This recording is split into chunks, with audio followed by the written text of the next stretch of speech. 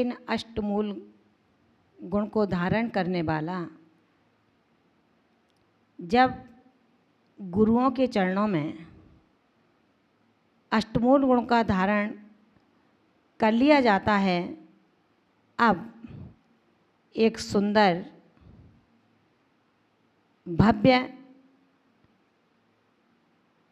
ऐसे श्रावकत्व का निर्माण होता है जो उत्तर गुणों की ओर निरंतर बढ़ेगा। उत्तर गुणों की ओर बढ़ने का तात्पर्य है अब 12 व्रतों को धारण करके ऐसा भव्यात्मा हिंसा का त्यागी एक देश रूप होकर के 5 अणुव्रत, 3 गुणव्रत और 4 शिक्षा व्रतों को ग्रहण करेगा। 5 अणुव्रत, अहिंसाणुव्रत, सत्याणुव्रत, आचौर्याणुव्रत, ब्रह्मचर्याणुव्रत और परिग्रह परमाणु व्रत। 3 गुणव्रत, दिग्व्रत, अनर्थ दंड व्रत और भोगोपभोग परमाण व्रत। शिक्षा व्रत, देश व्रत, सामायिक, प्रोष्ठोपवास और बय्यावृत्ति। हे भव्यात्मन, ध्यान से सुनना, ये 12 उत्तर गुण जिसने अपने जीवन में अंगीकार करने का मन बनाया है, जिसने अपने आप को, अपने दर्जे को बढ़ाने का संकल्प ले लिया है, अथवा जो पाप भीरू होता हुआ चाहता है कि जब तक संसार में रहूं तब तक सुखी रहूं और इस सुख के अवलंबन से मैं शाश्वत शिव सुख की प्राप्ति कर लूं। शाश्वत शिव सुख की प्राप्ति उसी को होगी जो इस संसार में धर्म का अन्वेषण करेगा, जो इस संसार में समाधि के सूत्रों को ढूंढेगा, जो इस संसार में प्राणी मात्र की रक्षा का उद्यम करेगा। जो प्राणी मात्र की रक्षा का उद्यम न करे और ये विचार करे कि मैं सुख से, संपन्नता से अपने परिवार के साथ यश को प्राप्त करता हुआ सभी सुगतियों का मार्ग निष्कंटक कर लूं, शायद ऐसा जैन दर्शन नहीं कहता। जो परस्परोपग्रहो जीवानाम, इस सूत्र के आधार पर अपना जीवन संचालन करता है, ऐसा वो भव्यात्मा जिसने अपने परिणामों की विशुद्धि, एक दूसरे के प्रति ईर्ष्या का भाव, एक दूसरे के प्रति मान सम्मान की भावनाएं, जैसा मुझे अच्छा लगता है वैसा ही दूसरों के लिए करता है। जिसको मुझे जो खाने में अच्छा है, पीने में अच्छा है, पहनने में अच्छा है, वही मैं अपने अन्य परिवार वालों के लिए करूं। अपना पड़ोसी, यदि आपको लगता है कि मेरा घर बिल्कुल सुरक्षित रहे, तो आपका भी तो कर्तव्य है अपने पड़ोसी के घर को आप भी सुरक्षित रखें।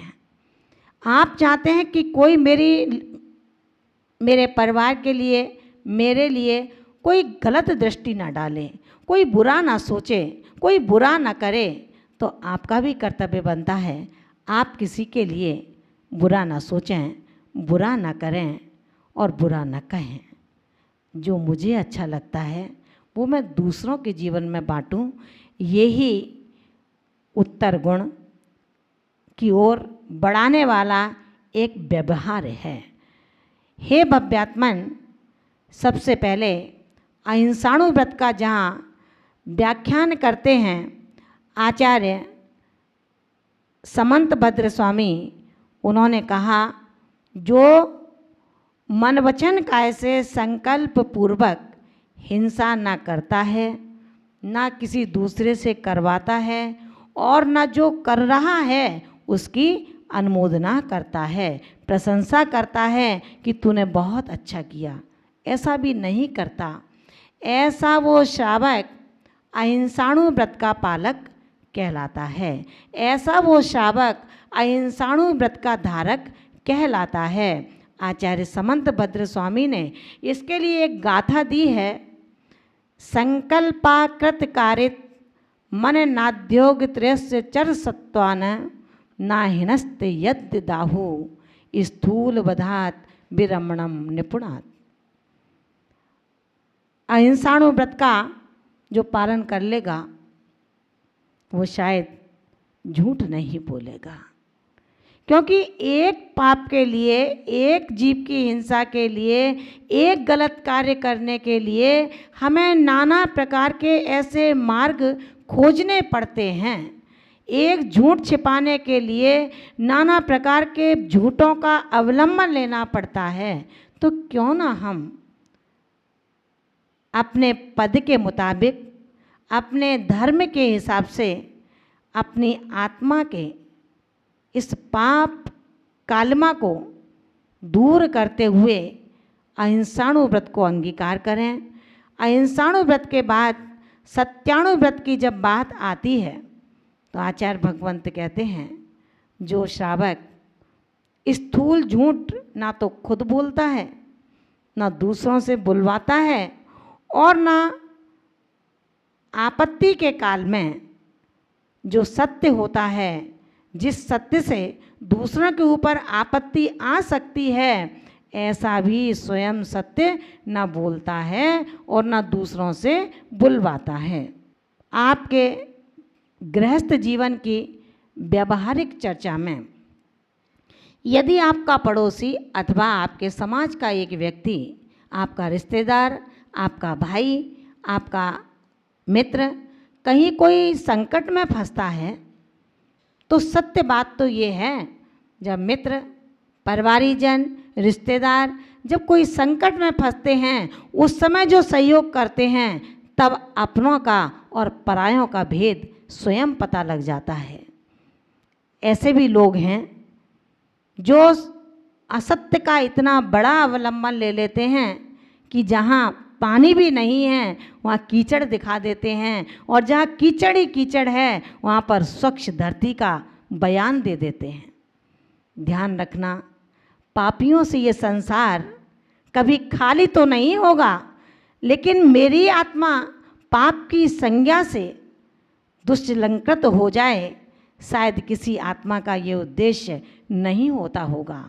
जैन दर्शन उन सभी भव्यात्माओं के लिए देशना देता है, यदि आपने अपने जीवन में अपने पड़ोसी के लिए, अपने शत्रु के लिए ईर्ष्यावश इस ऐसे असत्य का अवलंबन लिया हो, जहाँ पर कुछ भी नहीं था, वहाँ कीचड़ ही कीचड़ उछाल दिया, आपने अपनी आत्मा का इतना अधम उद्यम किया है, शायद आपका ये दुष्कृत्य जो किसी दूसरे के लिए संकट का कारण बना या न बना, लेकिन हे भव्यात्मन, तूने अपनी आत्मा को संकट में जरूर डाला है। ऐसे सत्य को हम अणुव्रत में परिवर्तित करें, और जहाँ पर कहीं कोई गलती होती भी है, सत्याणुव्रत का परिपालक उसको भी बताता नहीं है, मौन रहता है।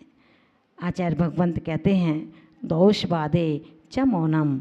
ऐसे दोषों का अगर व्याख्यान करना पड़े, बात करना पड़े, कहना पड़े, तो वहाँ पर मौन धारण कर लो। लेकिन बंधुओं, जहाँ पर कोई गलती ही ना हो, वहाँ हम ईर्ष्या बसात, शत्रुता बसात अगर ऐसा कुछ करते हैं, तो निश्चित रूप से हम अपनी आत्मा का पतन करते हैं, अपने आप को पाप में डालते हैं, और आपके निमित्त से जिसने उसमें सहकारिता प्रदान की है, वो सब भी इसके फल, जब उदय स्थिति आएगी, उसका फल उन सबको भी भोगना पड़ता है। याद है ना आपको, श्रीपाल ने जब अपने 500 मित्रों के साथ में दिगंबर संत की निंदा की थी कि ये कोड़ी हैं, उन्होंने 500 मित्रों ने भी हाँ मैं आई तो मिलाई थी, वो सभी 700 मित्रों के साथ कोड़ी हो गया था। आपको भी भयभीत होना चाहिए। उस उद्यागत कर्मों की स्थिति जब आकर के कर्मों का डंडा मारती है तो आवाज़ भी नहीं होती, लेकिन कष्ट बहुत होता है।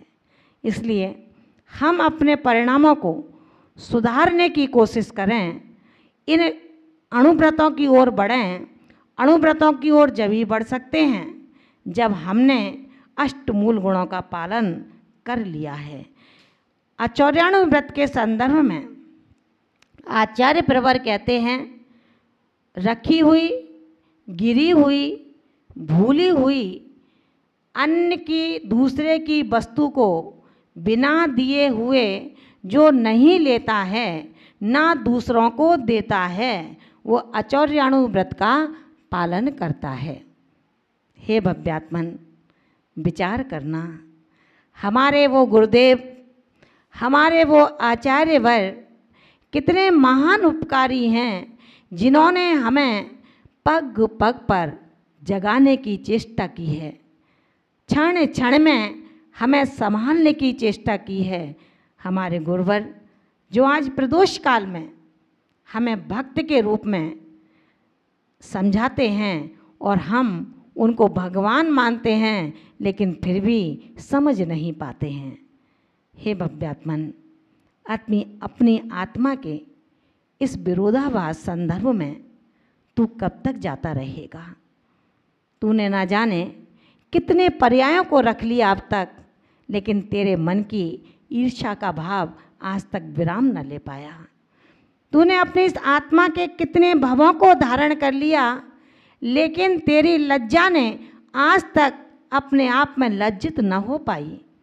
तूने कितनी पर्यायों को धारण कर लिया, लेकिन तेरा वेग अभी तक थम नहीं पाया। ये मनुष्य पर्याय ऐसा जंक्शन है जहाँ से चारों गतियों की ट्रेनें आपको आसानी से मिलेंगी। लेकिन कितना अच्छा है समय रहते हुए अपने आगामी कार्यक्रम को हम सेट कर लें और उसका रिजर्वेशन करा दें, तो हमारी यात्रा सानंद सकुशल संपन्न हो सकती है। हमें भी पता है कि हमारी ट्रेन, हमारी यात्रा का समय, जितना समय गुजर गया अब इतना बाकी नहीं है। क्यों ना चेत जाएं? कब तक दूसरों को संभालते रहेंगे? कब तक झूठे दोषारोपण से अपनी स्वच्छ स्वस्थ आत्मा को गंदला करते रहेंगे? हमें चेतने के लिए आचार्य भगवान ने ब्रह्मचर्याणु व्रत के माध्यम से बताया है। जो पाप के भय से, जो पाप भीरू है, जो पापों से डरता है, अशुभ वृत्तियों से डरता है, दुर्गतियों से डरता है, अपने प्रमोशन में तो उसका ध्यान है, लेकिन मेरा डिमोशन ना हो, मैं मनुष्य से कहीं त्रियंच की पर्याय में ना चला जाऊं, कहीं नरक की पर्याय में ना चला जाऊं, जिसको इसका भय होता है, दुर्गति के मार्गों से बचता है, ऐसा वो पाप से भयभीत आत्मा ना तो परस्त्री सेवन करता है ना दूसरों को करवाता है। उसकी यह क्रिया परिस्त्री त्याग यानी कि स्वदार संतोष नामक अणुव्रत कहलाया करती है। हे भव्यात्मन, आचार्य भगवंत हमने एक स्त्री के लिए जो पत्नी के रूप में हमने स्वीकार की है, बाकी की सभी स्त्रियां जो उम्र में बड़ी होती हैं वो माँ के समान हैं, जो समान वय की हैं वो बहन के समान हैं, और जो उम्र में छोटी हैं वो हमारी बेटी के समान हैं। उस नारी में ये तीन भेद वो आत्मा करता है, माँ बहन बेटी का, उनकी रक्षा करता है, उनका पोषण करता है, लेकिन कभी शोषण नहीं करता। आचार्य भगवंत कहते हैं जिसके पास ये 4 अणुव्रत हैं उसके पास 5वां अणुव्रत जो परिग्रह परमाणु व्रत है वो स्वयमेव हो जाया करता है। आचार्य भगवंत ने कहा धन धान्यादि ग्रंथम परमाय ततोदकेषु निष्प्रहता परमित परिग्रहश्चा दीक्षा परिमाण नापी। आचार्य भगवंत कहते हैं कि क्षेत्र, वास्तु, हिरण्य, सुवर्ण, धन, धान्य, दासी, दास, कूप और भांड, ये 10 प्रकार का परिग्रह जो परिमित कर लेते हैं, सीमित कर लेते हैं, उनसे अधिक जो आवश्यकता है उससे अधिक इच्छा नहीं रखते, उसका त्याग कर देते हैं। ये परिग्रह परिमाण व्रत कहलाया करता है। अब विचार करना है कि मेरे पास कितने मकान हैं, मेरे पास कितने कपड़े हैं, मेरे पास कितना सोना है, मेरे पास कितनी चांदी है। इसको कोई एडवर्टाइज नहीं करना, अपने को कहीं लिखना नहीं है, कहीं शो नहीं करना, अपने मन में विचार करना है। क्योंकि कपड़ा कपास से बनता है। पूरे विश्व के अंदर जितनी कपड़ा है, जितनी कपास है, उसका दोषी आप बनते हैं। आपको 2 जोड़ी कपड़े, 20 जोड़ी कपड़े अथवा 200 जोड़ी कपड़े पर्याप्त हैं। जब लगता है कि अब ये पुराना हुआ है, उसको अलग कर दो, एक नया और बनवा लो, लेकिन अपनी परिग्रह में सीमितता जरूर करें, अपने परिग्रह में प्रमाण जरूर करें। आपको लगता है कि मुझे सोना मेरे जीवन में 1, 2, 3, 10, 20 किलो की आवश्यकता पड़ेगी तो आप 2 किलो और एक्स्ट्रा रख लें, लेकिन बाकी सब सोने का त्याग कर दें। जितना भाग्य में है उतना ही मिलेगा, उससे अधिक नहीं मिल सकता। तो हम इतना क्यों लुलुपता बढ़ाएं और परिग्रह परिमाण व्रत से पीछे अपने को हटाएं। इसलिए अपने हर क्षेत्र में, चाहे वो वनस्पति हो, वनस्पति का भी हम प्रमाण कर सकते हैं, अपने कपड़ों का प्रमाण कर सकते हैं, अपने सोने का प्रमाण कर सकते हैं, अपने चांदी का प्रमाण कर सकते हैं। अपने पास नगद कितना रखेंगे, 1 करोड़, 2 करोड़, 2 लाख, 5 लाख, जिस पर कुछ भी नहीं है वो भी उम्मीद करता है भैया करोड़पति, अरबपति, खरबपति बन जाऊं। ये आशाओं का खात्मा नहीं होना, इन आशाओं को रोकने की आवश्यकता है। जिस दिन आप परिग्रह परिमाण व्रत को स्वीकार कर लोगे, 1 करोड़ की राशि से ज़्यादा नहीं रखूँगा, तो मेरा ये मानना है आपके पास 1 करोड़ की राशि होगी, आपकी परीक्षा होगी। अगर 1 करोड़ से ज़्यादा होता है, आप उसे दान में लगाइए,